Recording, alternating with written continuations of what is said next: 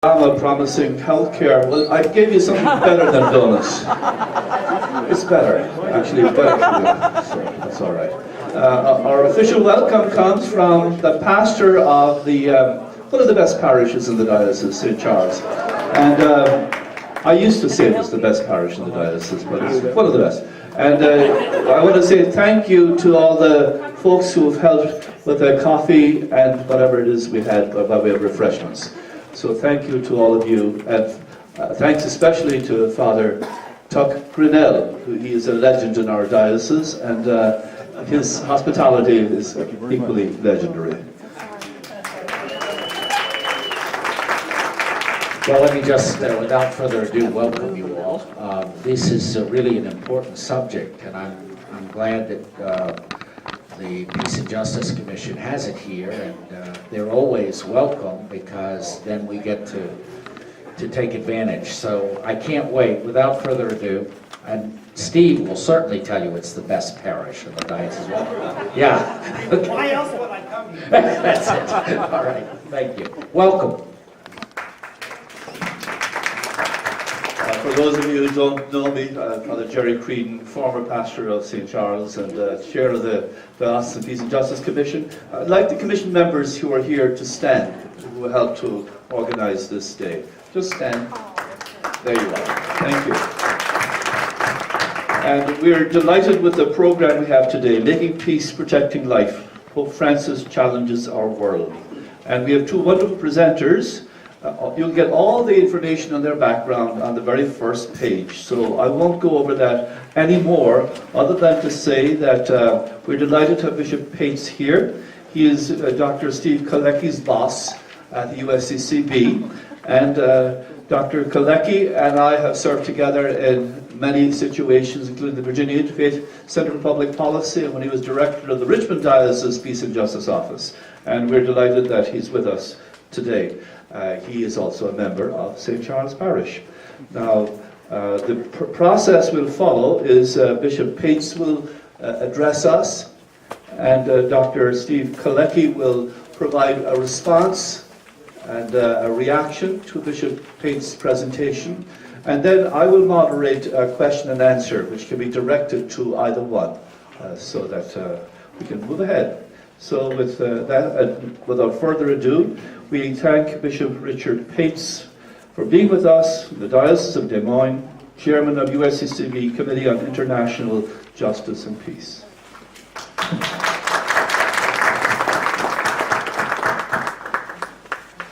Thank you, Father Jerry, and of course we always are delighted to hear that Irish lilt to the voice, and that's extensions of a certain warmth and a pleasure. And speaking of warmth, you know I'm from Iowa, and I'm very happy to report that in Iowa, many are chosen, but few are frozen. Especially in this day and age, when you think you have a cold here, you know, get your long underwear out and everything else that would preserve you, because it's always about 20 below with the wind chill. It's kind of an average temperature these days. So it's nice to be in Washington, not only for the climate, but all the warm hearts that one experiences in this area. So I'm very honored and very delighted to be with you at this, the Diocese of Arlington's Peace and Justice Symposium. Accolades, I think, are in order. First, that you have such a commission. It's not always that way throughout the country here. And secondly, commendation is fitting that you are active and that you can be an influence in this particular neighborhood, where there is special need to keep in billboard prominence the objective of government. And the objective of government is to provide for and safeguard the life and dignity of every human person. So that you have a tremendous mission, obviously, and that the neighborhood that you live in can benefit from your exercising your mission and fulfilling the enlightenment that oftentimes is needed here in the metro area of Washington. Secondly, I'm happy to be in the diocese with my friend Bishop Paul Verdi. He was ahead of me by 3 years when we were both seminarians at the North American College, and he continues to be a wonderful model and inspiration, and very grateful for all that he does for us in the Bishops' Conference. And he's taken upon himself a special effort to be of support to all of us, which we genuinely appreciate. And so I've been asked to focus my reflections on life issues as an integral part of peacemaking. And in this exciting era of Pope Francis, I have titled my talk, Making Peace / Protecting Life, Pope Francis Challenges Our World. I've also been invited to explore a number of very particular questions as they relate to peacekeeping. One is, war now in the 21st century, can it be just? Secondly, question, what does the Church have to say about the new shape of war, in particular as it relates to drones, to special operations, and to cyber warfare? And finally, for you and me, how can we be peacemakers in an era of seemingly perpetual war? And before I talk about these more specific issues, I would like to lay a foundation and suggest that we proceed along these lines. First, I will explore the ways that Pope Francis challenges our world today. We will look at our Church's teachings on peacemaking and protecting human life, and with special reference to connection some 50 years later on Vatican II and how they are interrelated. It might seem to us that we've been looking kind of how to conclude Vatican II. Perhaps that's in the agenda of Pope Francis, of really bringing it to fruition, having a vision and launching that vision in the 21st century. Secondly, we will look at how these principles have been applied by the Church, and specifically our Bishops' Conference and its Committee on International Justice and Peace, which I am currently privileged to chair. And finally, we'll examine specific new questions regarding peacemaking today. So the first topic is Pope Francis challenges our world. A day hardly goes by without a story on the impact of Pope Francis. With bold gestures and simple, direct words, he challenges both our Catholic and our secular worlds. In his first and only apostolic exhortation thus far, Evangelii Gaudium, the joy of the gospel, which Father Jerry quoted from this morning, held up for us all to see, Pope Francis collects many of these challenges. His choice of a title, Evangelii Gaudium, is interesting. For those familiar with church teachings, one cannot but fail to recall the title of a key document of the Second Vatican Council, Gaudium et Spes, the joys and hopes of the contemporary world. In many ways, Gaudium et Spes, the pastoral constitution on the Church of the modern world, in tandem with Lumen Gentium, the pastoral constitution on the Church, was the crowning achievement of the Council. Those two documents taken together, I think, really carry forward the heart message of Vatican II. Pope Francis seems to be determined to continue, in the words of Vatican II, scrutinizing the signs of the times and of interpreting them in the light of the gospel. Indeed, as he has titled his own document, the joy of the gospel. The opening lines of Gaudium et Spes continue to animate us in our church today. The joys and the hopes, the griefs and the anxieties of the men of this age, especially those who are poor or in any way afflicted, these are the joys and hopes, the griefs and anxieties of the followers of Christ.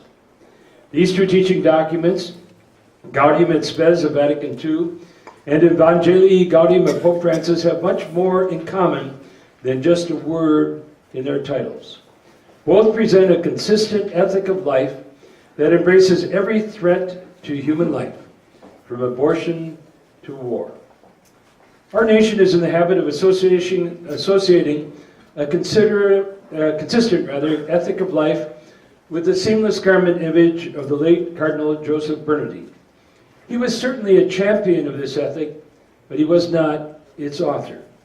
It is rooted in the teaching of our Church.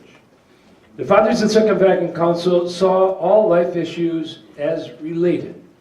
In a memorable passage, they declare, whatever is opposed to life itself, such as any type of murder, genocide, abortion, euthanasia, or willful self-destruction, whatever violates the integrity of the human person, such as mutilation, torments inflicted on body or mind, attempts to coerce the will itself, whatever insults human dignity, such as subhuman living conditions, arbitrary imprisonment, deportation, slavery, prostitution, the selling of women and children, as well as disgraceful working conditions where men are treated as mere tools for profit rather than as free and responsible persons.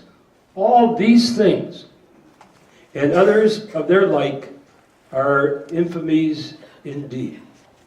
They poison human society, but they do more harm to those who practice them than those who suffer from the injury.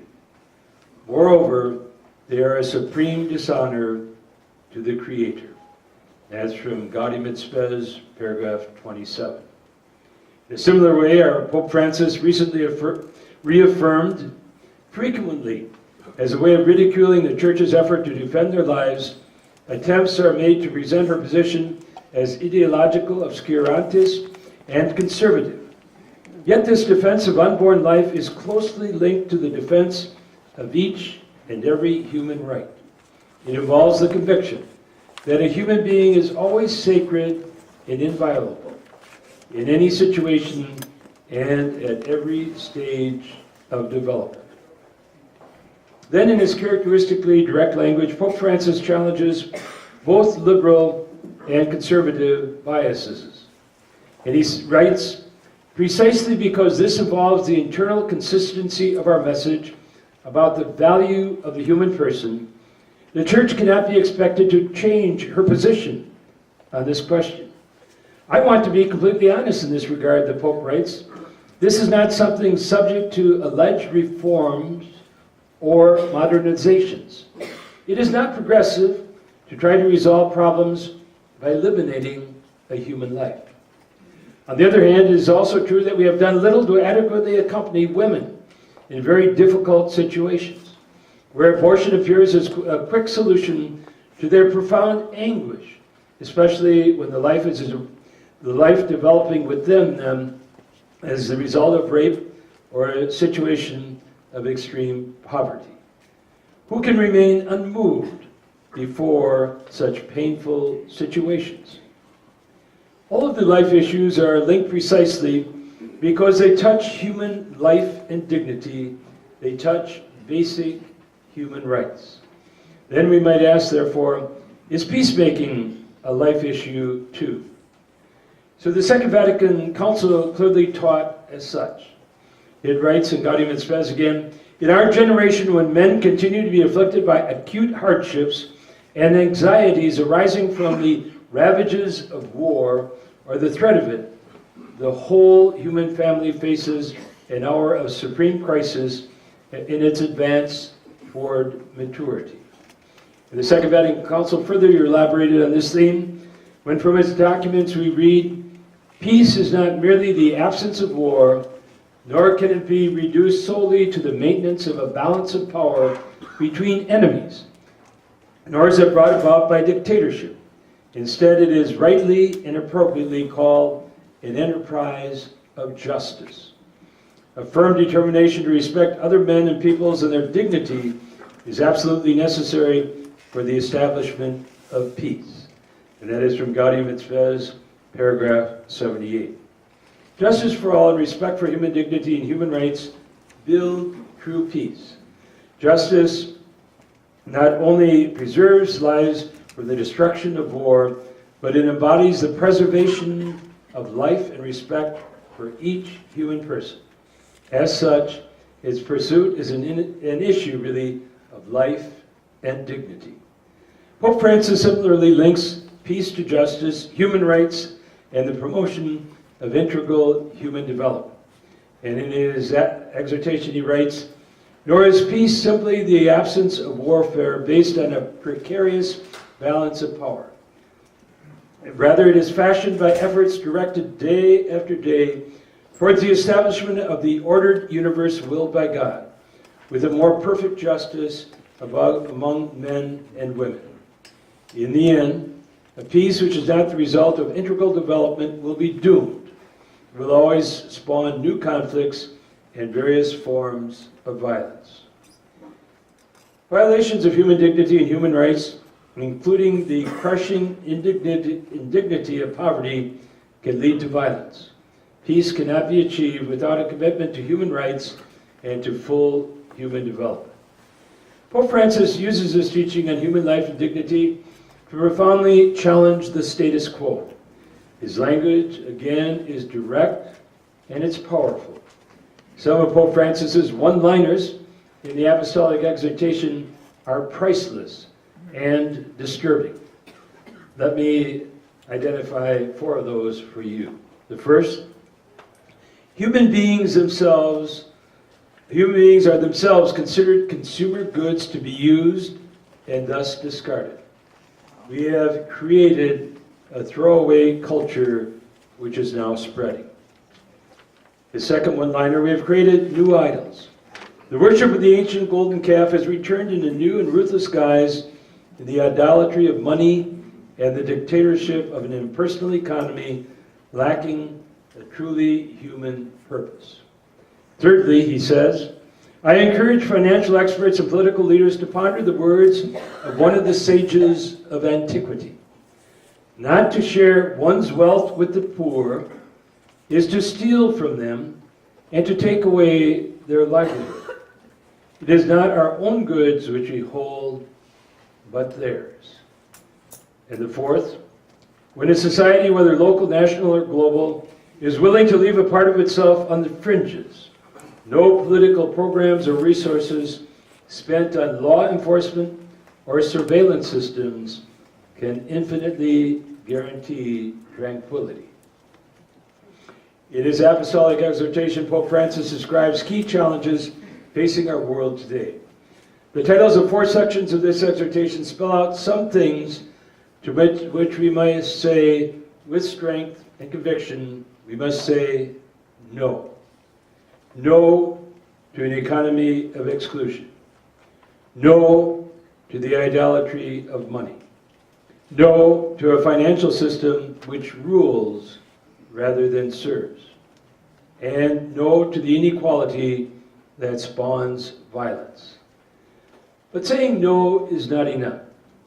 We need a vision. We need a hope that we can share with others. Pope Francis assures us in this vein, challenges exist to be overcome. Let us be realists, but without losing our joy, our boldness, and our hope-filled commitment. Let us not allow ourselves to be robbed of missionary vigor. Cardinal Pietro Parolin, soon to be Cardinal Pietro Parolin, Pope Francis's new Secretary of State, described the vision well. This is the humanity that we seek to build together. A humanity that is a true family. A humanity in which dialogue prevails over war for the resolution of disagreement. A humanity in which the strength of the powerful compensates for the frailty of the weak. And where the force of the weak compensates for the fragility of the powerful. So we might ask the question as we reflect upon the teachings of both Vatican II, Gaudium et Spes, and those of Pope Francis, Evangelii Gaudium, can we say that are those just pious platitudes? Or is their teaching more than that? Does it really galvanize us to action? And so we say these moral principles of Catholic social teaching are well and good. But where does the rubber meet the road?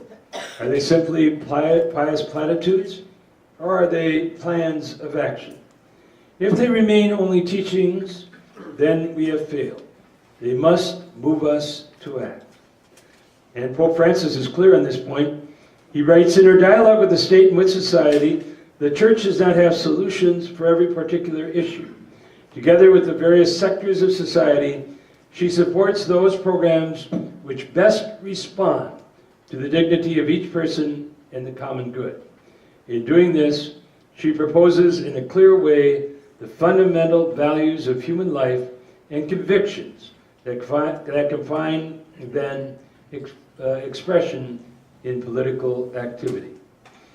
And so as chairman of the Committee on International Justice and Peace of the Conference of Catholic Bishops at this time, let me tell you about how we apply those principles and encourage policymakers to make a real difference. And in that process, I would say also, you who are advocates of peace and justice, you are essential in making that real difference and putting a little pressure on our policymakers.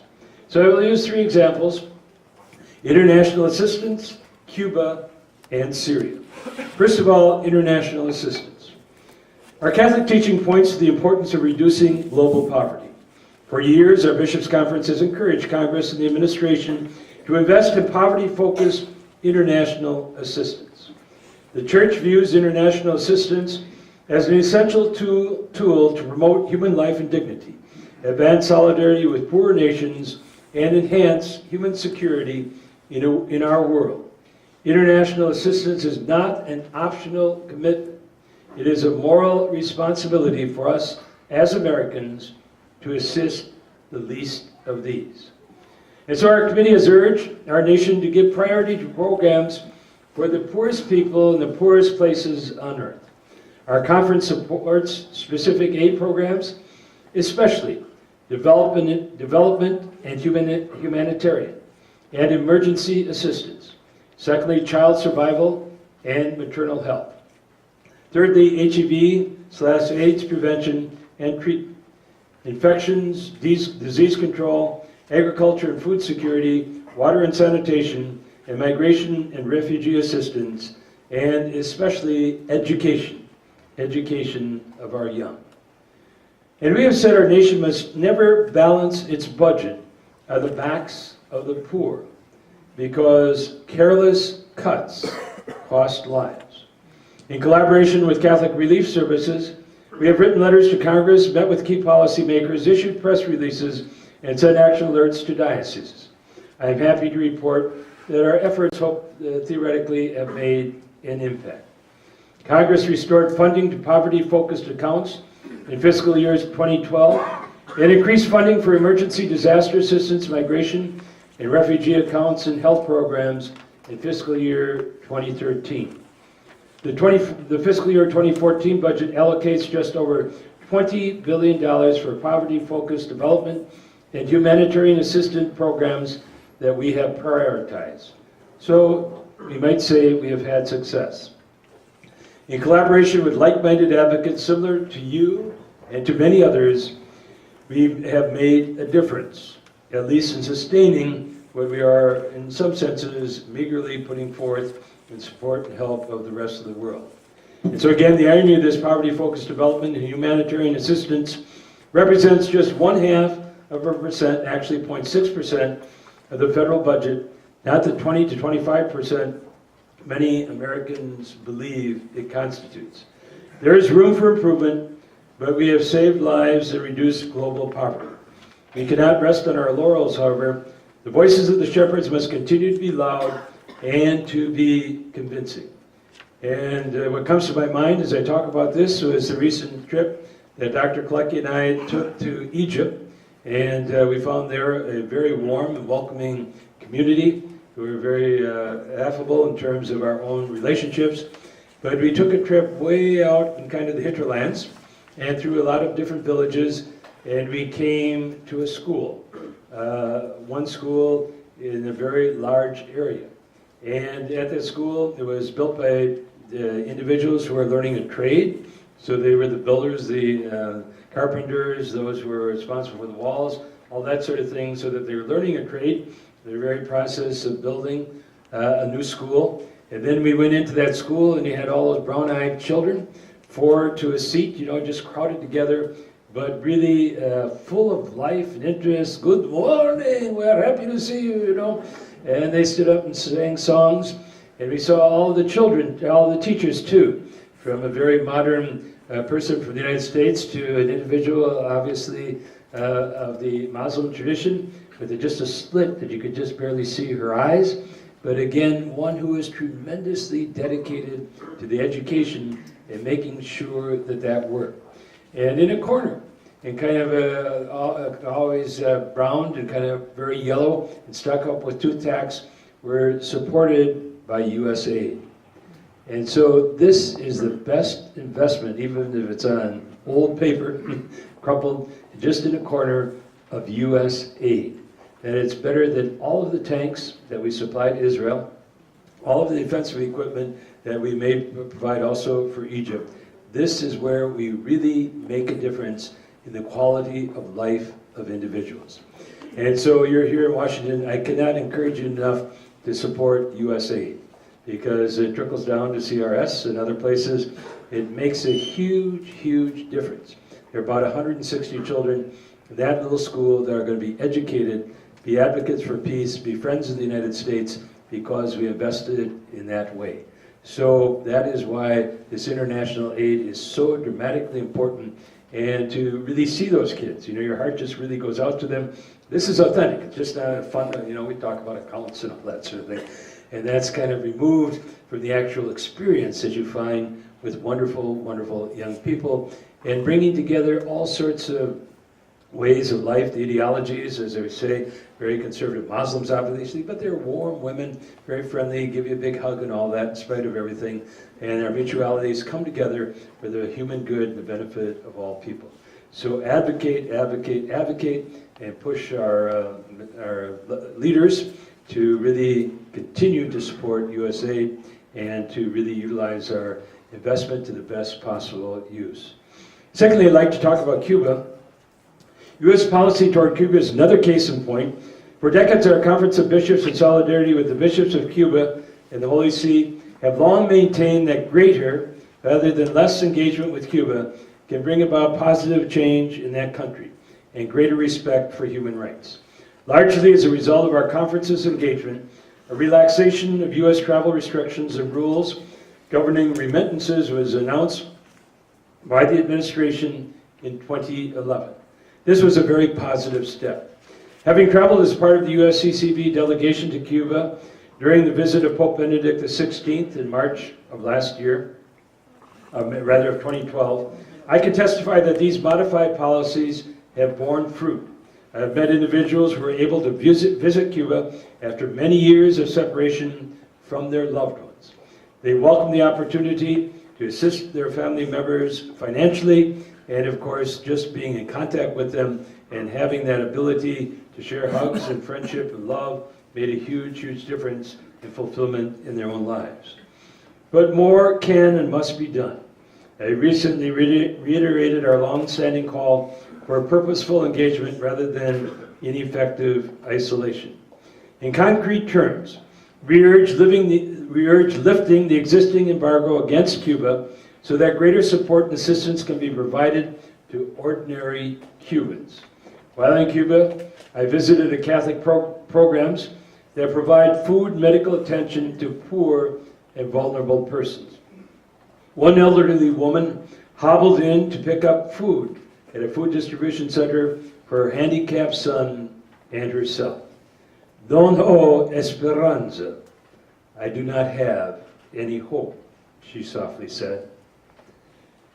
Staff members and senior Cuban church officials told me that the efficacy of their work was hampered by their inability to obtain products from the United States due to the trade embargo. But this affects ordinary Cubans. As I said, this poor little old woman, you know, in the last days of her life, she has no hope. She doesn't see things ever getting better. So a civil society, a critical ingredient for a healthy public square, would be strengthened by lifting the embargo.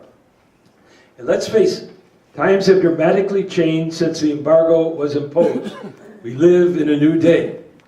Its lifting and full diplomatic relations are far overdue in order to achieve reconciliation and move forward with a relationship that will ease the sufferings of the Cuban people and bring hope and basic development to our southern neighbors.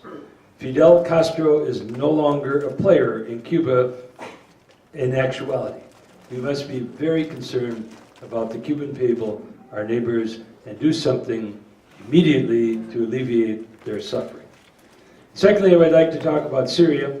Syria is the most poignant of the examples of how our principles are and need to be more than just pious platitudes. Tragically, according to the United Nations, over 130,000 Syrians, mostly innocent civilians, have been killed and over 6 million more are displaced from their homes. More than 4 million internally displaced persons inside the country and over 2 million into neighboring countries. Fighting continues throughout Syria and threatens to spill into surrounding countries, especially along the borders with Turkey and Lebanon, where tensions remain very high. The Syrian opposition continues to be a fractious group of political dissidents and militia leaders. Significant numbers involved in the war are Islamic extremists, including many foreign fighters who have entered the fray. They often target Christians and mainstream Muslims. The government of Syria is bolstered by the engagement of Hezbollah, a Shiite movement whose presence threatens stability in Lebanon and increases the sectarian, that is the Sunni Shia standoff and that particular nature of the conflict. The U.S. government continues to take a supportive but cautious stance towards the Syrian opposition. Since the beginning of the conflict, the U.S. has provided humanitarian assistance to displaced Syrians and limited support to the rebels. Back in September, the administration pushed for a congressional resolution authorizing the use of U.S. military force to punish the regime for the use of chemical weapons. Led by Pope Francis, the USCCB vigorously engaged in a day of prayer and fasting for peace in Syria on September 7th of 2013. Materials were sent to all of our bishops. Cardinal Timothy Dolan, then the conference president, and I followed up with letters to President Obama and to all of the congressional members opposing U.S. military intervention. The full administrative committee of the bishops published a statement. Press releases were issued every day for a week, and action alerts were sent to all the dioceses. The Holy See and the bishops of the region were unequivocal in opposing the use of force. That is, the bishops of Syria and their livelihood there, they were totally opposed to the use of force. They believed then, and they continue to believe, that outside intervention will have unpredictable negative consequences and will risk widening the conflict. In a major victory of the Church and our partners, the resolution was put on hold when congressional support wavered. Instead, the United States and Russia brokered an agreement to secure and to destroy Syria's chemical weapons. Our conference continues to urge the United States to work with other governments towards certain goals with regard to Syria, and they include obtaining a ceasefire, initiating serious negotiations, providing impartial humanitarian assistance, and encourage building inclusive society in Syria that protects the rights of all its citizens, including Christians and other minorities. So the rights of all of the citizens, especially the minorities, are distinctly at stake in this conflict. The Geneva II peace talks are a modest step in the right direction, but few believe a comprehensive peace will result soon. Nevertheless, our conference, in solidarity with the Holy See and the Church in the region, argues that there is no military solution to the conflict. What is required is dialogue, dialogue, dialogue, as Pope Francis has passionately urged here and literally everywhere. These three examples, therefore, international assistance, Cuba and Syria, show how we as church can have a practical impact. And we should never underestimate the power of prayer and utilizing timeless principles, as well as your advocacy, which is so extraordinarily important to motivate action and get results. Third part of our considerations this morning are questions for us who are peacemakers.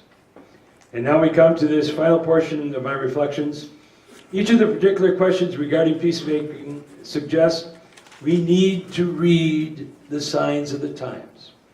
Sadly, new and potentially devastating questions face us who are peacemakers today. And these questions are, can war in the 21st century be justified? Secondly, what does the church have to say about the new shape of war? What does it have to say about drones, special operations, cyber warfare? And thirdly, how can we as peacemakers in an era, be those peacemakers in an era of seemingly perpetual war. So first we ask, can war in the 21st century be just? The Second Vatican Council called for humanity to reevaluate its tolerance of war. The Council Fathers wrote, "The horror and perversity of war is immensely magnified by the addition of scientific weapons. For acts of war involving these weapons can inflict massive and indiscriminate destruction, thus going far beyond the bounds of legitimate defense. All these considerations compel us to undertake an evaluation of war with an entirely new attitude." And that is a quote from Gaudium et Spes. Some 5 decades later, our church is still undertaking this evaluation. Pope Francis articulates the leading edge of the trajectory of this teaching when he writes the following: "The church proclaims the gospel of peace, and she wishes to cooperate with all national and international authorities in safeguarding this immense universal good." At the same time that the church articulates a commitment to peace, she acknowledges that the use of force is at times necessary to protect the innocent. In his January 13, 2014 address to the diplomatic corps, Pope Francis indirectly affirmed the role of international peacekeepers in the Central African Republic. He said, "I express my hope that the concern of the international community will help to bring an end to violence, a return to the rule of law, and guaranteed access to humanitarian aid, also in the remotest parts of the Central African Republic." He made this statement in the context of these armed peacekeeping troops intervening to reestablish the rule of law, protect vulnerable populations from attacks, and ensuring the ability to relief agencies to deliver humanitarian aid. But there is clearly a trajectory to the teaching that is narrowing those cases in which the application of armed force is morally licit. The U.S. Conference of Bishops has struggled with the question. As far back as 1993, the conference wrote, "Despite areas of convergence between a nonviolent ethic and a just war ethic, however, we acknowledge the diverse perspectives within our church on the validity of the use of force. Many believe just war thinking remains valid because it recognizes that force may be necessary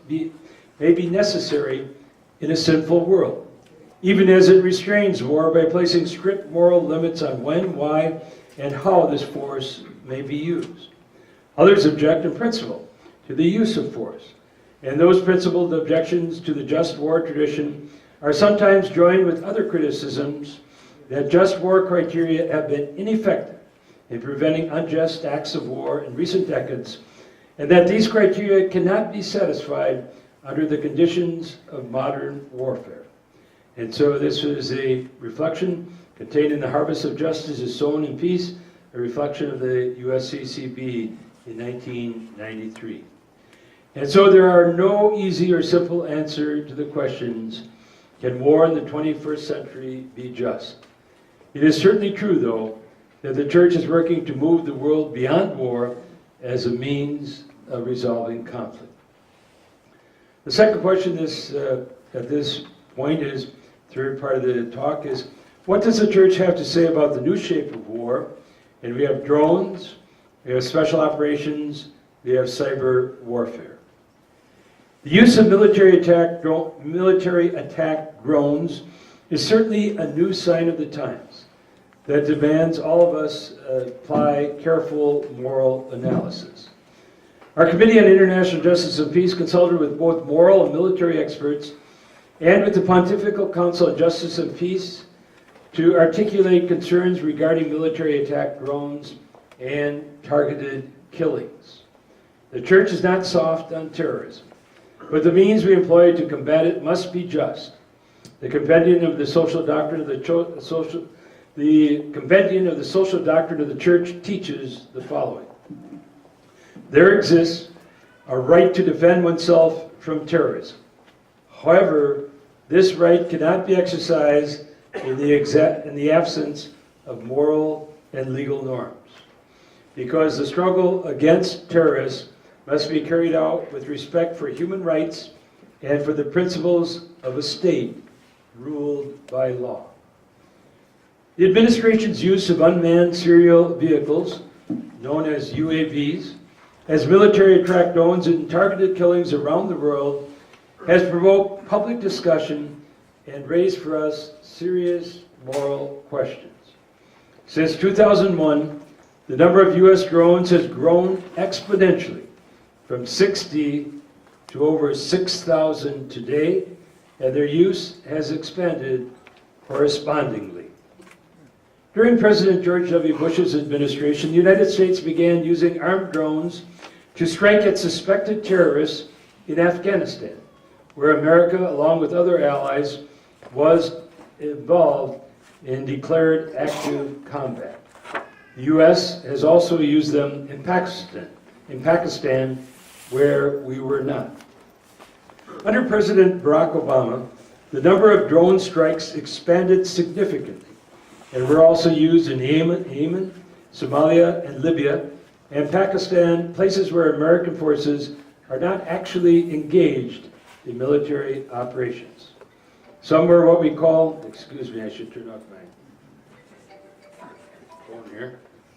Some were signature strikes in which individuals were targeted not because of who they are, but because of their association or behavior. The 2011 killing of an American-born Muslim cleric and his son in Yemen by drone attack highlighted doubts about the legality of armed drones used in counterterrorism operations, since constitutional due process is circumvented. That is, people are assassinated rather than captured for questioning and trial. The majority of those killed in drone strikes are Pakistani, with estimates ranging from some 1,600 to over 2,600 during the period from 2004 to 2011. But these numbers are difficult to verify given the remote location of the strikes. Most of those killed are considered militants, but inevitably there were also civilian casualties. The Taliban and extremists claim much higher civilian casualties have used drone strikes as a recruiting tool against the United States. These strikes have undoubtedly fueled anti-American sentiment, particularly among the Pakistani populace, and increased tensions between the U.S. and the Afghan and Pakistani governments. As I mentioned, the Committee on International Justice and Peace brought in experts to discuss moral questions related to the use of these armed drones and targeted killings to combat terrorism. The Pontifical Council for Justice and Peace recommended that the committee consider specific sections of the Catechism of the Catholic Church and the Compendium of the Social Doctrine of the Church with particular attention to international humanitarian law. Based on these deliberations in May 2013, I wrote to then National Security Advisor Thomas Donnellan and key congressional leaders, raising significant moral concerns and questions. Although most counterterrorism efforts take place outside of war zones, and thus fall outside the framework of a just war, several elements of that tradition pose appropriate moral questions, including imminence of the threat, secondly, discrimination, thirdly, proportionality, and finally, probability of success. So as we apply those considerations, first of all, let us look at imminence.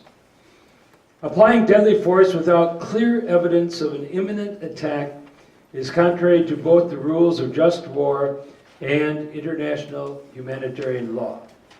The compendium reminds us that, and I quote, engaging in a preventive war without clear proof that an attack is imminent cannot fail to raise serious moral and juridical questions. By analogy, the use of deadly force in a specific counterterrorism action before there is an imminent threat of death or injury to innocents poses ethical problems. In counterterrorism, the determination of imminence is particularly difficult. The second consideration, discrimination. Identifying targets raises other moral issues. The administration's reported policy of signature attacks is highly problematic. Designation of all males of a certain age in areas of Afghanistan and Pakistan as combatants is morally indefensible. It also raises thoughts about Herod and his objectives way back when, at the time of the birth of Christ. In referring to terrorists, the Convention states, the identification of the guilty party must be duly proven, because criminal responsibility is always personal. Force should only be undertaken outside war zones when there is a reasonable certainty that innocent civilians will not be harmed. Collateral damage in war, when serious efforts are made to use proportionate and discriminate force, may be justified. But innocent civilians living outside war zones should not be subject to attack. Our society would not tolerate collateral damage in law enforcement actions in our nation and should not, therefore, tolerate them in other nations. Finally, proportionality and probability of success. An assessment of damage caused by deadly drone attacks should include not only deaths and injuries, but also the moral, political, and societal damage done to the struggle against terrorism and the probability of success in this regard. The compendium states, international cooperation in the fight against terrorist activity cannot be limited solely to repressive and punitive operations. It is essential that the use of force, even when necessary, be accompanied by a courageous and lucid analysis of the reasons behind terrorist attacks.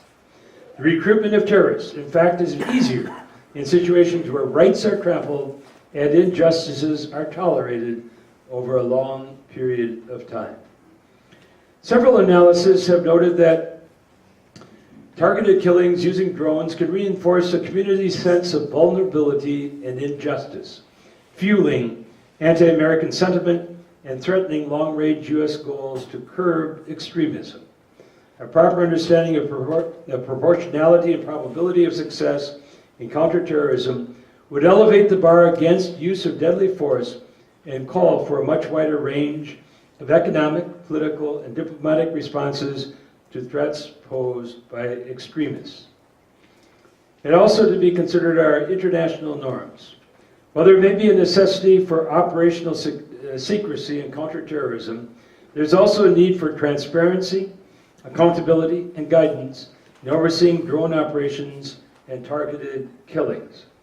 Political leaders seem to have found it easy to use armed drones given their low financial and personnel costs. And they may be tempted to use them to excess, leading some to argue that the pattern of use violates the just war norm of last resort. Out of both humanitarian concerns and self-interest, the United States should demonstrate leadership in advancing international norms, standards, and restrictions on the use of UAVs in counterterrorism and in advancing discussion of policies related to targeted killings in accordance with international law. That international law should be their guiding principles as they lead discussions on these issues. I fear the use of drones is lowering the barrier to the use of force and blurring the distinction between war and police actions.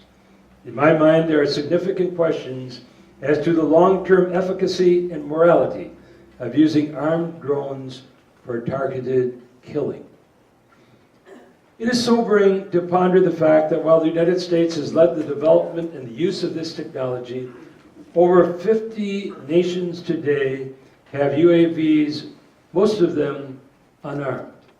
The Defense Department requested over $4 billion for military drones in 2014. What kind of a world would these new weapons usher in? And so we have to ask very sobering questions as the United States seems more intense and intending to use these weapons as weapons. So finally, you and I, how can we be peacemakers? That's what we want to be. In an era of seemingly perpetual war, it just goes on and bounces from country to country. The ever-expanding use of drones gives urgency to the question, how can you and I be peacemakers in an era of seemingly perpetual war. Pope Francis, in The Joy of the Gospel, gives peacemakers sound spiritual advice that allows us to hold on to our joy and our hope.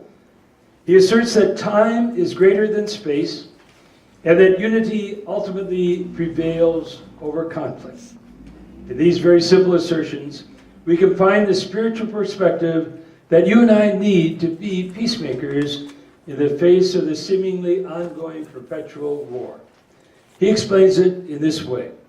First, time is greater than space. This principle enables us to work slowly but surely without being obsessed with immediate results. It helps us patiently to endure difficult and adverse situations or inevitable changes in our plans. It invites us to accept the tension between fullness and limitation and give a priority to time. And that comes from his document Evangelii Gaudium, paragraph 223. And then his second point, for those of us who want to achieve peace. He says, unity prevails over conflict. When conflict arises, some people simply look at it and go their way as if nothing happened.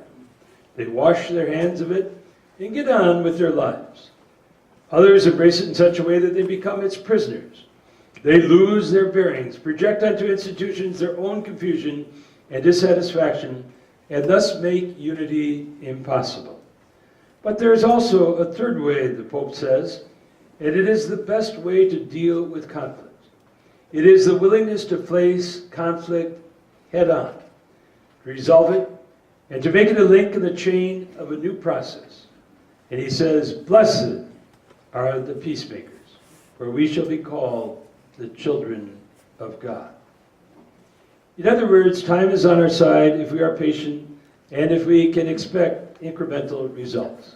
And unity is on our side if we do not avoid or become consumed by conflict and instead address it head on. Conflict is inevitable. Violence is not. Pope Francis's advice reminds me of a prayer cited by Bishop Ken Untner of Saginaw to Cardinal John Dearden. Bishop Untner noted such in a reflection book, The Mystery of the Romero Prayer. The mystery is this, is that the words of the prayer are attributed to Archbishop Oscar Romero, but they were never known to have been spoken by him. The prayer gives sound spiritual advice for those of us who are peacemakers. And I read the prayer. It helps now and then to step back and take a long view. The kingdom is not only beyond our efforts, it is even beyond our vision. We accomplish in our lifetime only a tiny fraction of the magnificent enterprise that is God's work. Nothing we do is complete, which is a way of saying that the kingdom always lies beyond us. No statement says all that could be said. No prayer fully expresses our faith. No confession brings perfection. No pastoral visit brings wholeness. No program accomplishes the church's mission. No set of goals and objectives includes everything. This is what we are about. We plant the seeds that one day will grow. We water seeds already planted, knowing that they hold future promise. We lay foundations that will need further development. We provide yeast that produces far beyond our capabilities.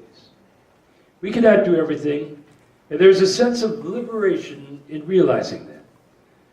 This enables us to do something, and to do it very well. It may be incomplete, but it is a beginning, a step along the way, an opportunity for the Lord's grace to enter and to do the rest. We may never see the end results, but that is the difference between the master builder and the worker. We are workers, not master builders, ministers, not messiahs. We are a prophet of a future, not our own. We are indeed prophets of a future not our own. Jesus Christ has already won the victory. Christ is the Prince of Peace. Christ indeed is our peace. As Gaudium et Spes declared, the joys and the hopes, the griefs and the anxieties of the men of this age, especially those who are poor or in any way afflicted, these are the joys and hopes, the griefs and anxieties of the followers of Christ. I firmly believe that together we can work to protect human life at every stage and in every circumstances. With the joy that comes from the presence of Christ in our lives, and we can work hard, we can become peacemakers. As Pope Francis reminds us, the joy of the gospel fills the hearts and lives of all of those who encounter Jesus. And as the Holy Father constantly affirms, peace is possible. Let us then move forward with hope. So thank you.